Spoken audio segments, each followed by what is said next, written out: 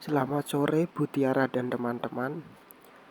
Saya Rian Kristianto, NIM D02.022.002, Program Studi Akuntansi. Kali ini saya akan mempresentasikan materi audit dan jaminan 1, yaitu pertemuan 10, pemeriksaan piutang usaha dan piutang lainnya. Selanjutnya ada definisi piutang.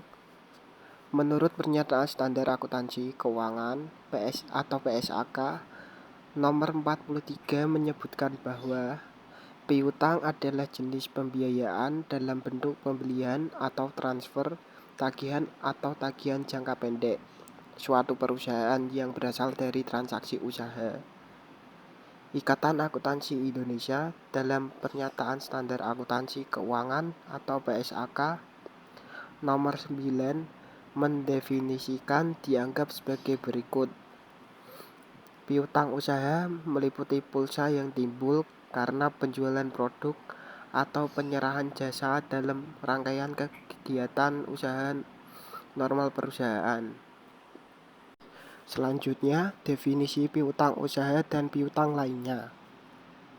Pada piutang usaha adalah tagihan yang timbul dari penjualan barang atau jasa secara kredit. Ini merupakan aset lancar perusahaan yang harus dikelola dengan baik. Lalu pada piutang lainnya adalah tagihan perusahaan selain yang berasal dari kegiatan operasional utama, seperti piutang dari karyawan, piutang bunga, atau piutang lain-lain. Lalu untuk perbedaannya itu, piutang usaha dan piutang lainnya memiliki perbedaan dalam hal sifat jangka waktu dan pengelolaannya di dalam perusahaan. Selanjutnya, ada tujuan pemeriksaan piutang.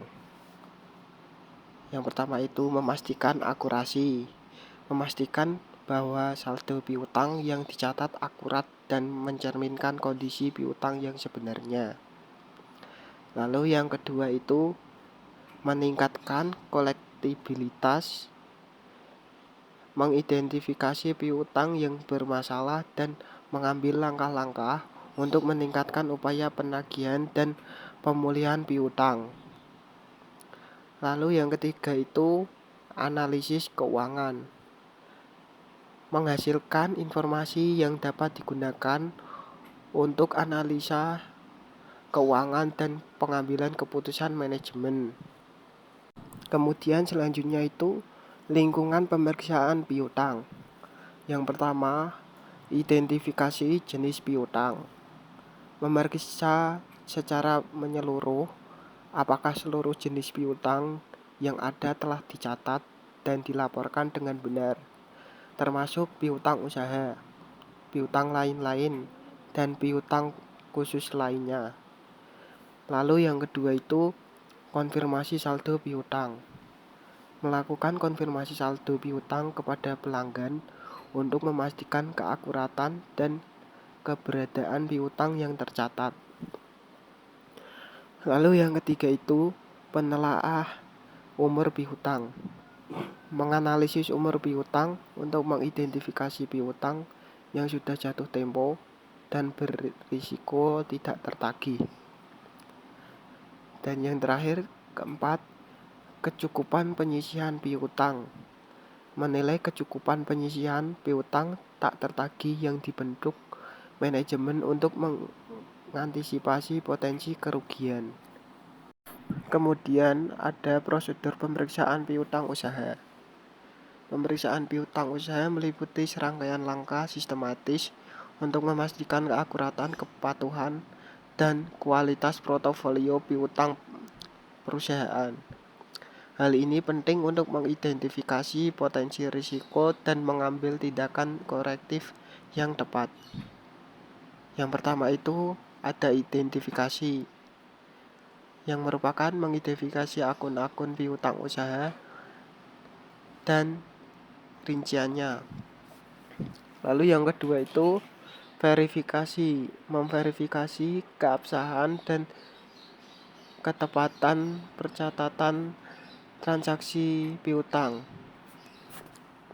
Lalu yang ketiga itu konfirmasi, mengkonfirmasi saldo piutang dengan pihak debitur. Lalu yang keempat itu analisis, menganalisis umur piutang dan mengevaluasi kualitas piutang. Lalu yang terakhir kelima, penyisihan, menentukan penyisihan piutang tak tertagih yang memadai. Kemudian ada prosedur pemeriksaan piutang lainnya. Yang pertama ada identifikasi, mengidentifikasi akun-akun piutang lainnya yang harus diperiksa. Lalu yang kedua itu verifikasi, memverifikasi keakuratan saldo dan transaksi piutang lainnya. Lalu yang ketiga itu analisis, menganalisis kewajaran piutang lainnya dan tren pergerakannya. Lalu yang terakhir keempat, konfirmasi, mengkonfirmasi saldo piutang lainnya dengan pihak-pihak terkait. Pemeriksaan piutang lainnya dilakukan untuk memastikan akurasi dan kebebasan akun-akun di luar piutang usaha, seperti piutang karyawan, piutang lain-lain, atau piutang dari pihak berelasi.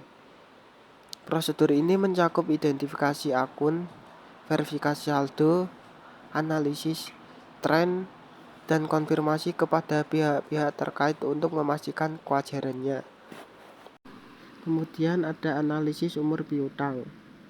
Analisis umur piutang merupakan proses penting dalam mengevaluasi kualitas dan risiko piutang perusahaan. Analisis ini dilakukan dengan mengelompokkan piutang berdasarkan rentang waktu sejak tanggal jatuh tempo, seperti 30 hari, 60 hari, 90 hari, dan seterusnya. Kemudian pada 30%, yaitu 30 hari, porsi piutang yang belum jatuh tempo atau dalam rentang 30 hari. Kemudian pada 20%, yaitu 60 hari, porsi piutang yang telah jatuh tempo 31 sampai 60 hari. Kemudian pada 15%, yaitu 90 hari, porsi piutang yang telah jatuh tempo 61 sampai 90 hari. Dan yang terakhir pada 35%, yaitu lebih besar dari 90 hari, porsi piutang telah jatuh tempo lebih dari 90 hari. Analisis ini dapat mengidentifikasi tren pembayaran pelanggan, sehingga perusahaan dapat mengambil langkah tepat untuk mengelola piutang secara efektif, seperti memperkuat kebijakan penagihan dan pemberian diskon atas pembayaran tepat waktu. Kemudian ada penyisihan piutang tak tertagih. Yang pertama itu pentingnya penyisihan. Penyisihan piutang tak tertagih merupakan tindakan penting untuk mengantisipasi kerugian akibat kegagalan pelanggan dalam melunasi utangnya. Hal ini membantu menjaga kesehatan arus kas dan laporan keuangan perusahaan. Lalu, metode perhitungan. Menyisihkan dapat dihitung berdasarkan persentase tertentu dari total piutang usaha atau dengan meninjau umur piutang dan probabilitas tertagihnya. Metode yang dipilih harus sesuai dengan kondisi perusahaan. Kemudian terdapat temuan dan rekomendasi. Yang pertama itu temuan audit. Berdasarkan pemeriksaan piutang yang dilakukan, ditemukan beberapa akun piutang dengan umur yang sangat lama dan sangat sulit untuk ditagih. Hal ini mengindikasikan adanya kelemahan dalam pengelolaan piutang perusahaan. Lalu yang kedua itu rekomendasi. Kami merekomendasikan agar perusahaan memperkuat prosedur penagihan piutang, melakukan analisis umur piutang secara berkala, dan memperketat kebijakan pemberian kredit kepada pelanggan. Lalu yang terakhir itu manfaat implementasi. Dengan menerapkan rekomendasi ini, perusahaan diharapkan dapat meningkatkan efektivitas pengelolaan piutang, mengurangi resiko piutang tak tertagih, dan meningkatkan arus kas serta kinerja keuangan secara keseluruhan. Lalu kesimpulan pada materi ini, pemeriksaan piutang usaha dan piutang lainnya telah dilakukan secara komprehensif, memastikan keakuratan data dan keberlanjutan bisnis. Rekomendasi telah dirumuskan untuk memperbaiki proses pengelolaan piutang dan meminimalkan risiko kerugian. Cukup sekian yang dapat saya presentasikan pada materi ini. Bila ada kekurangan atau kesalahan, mohon dimaafkan. Sekian dan terima kasih.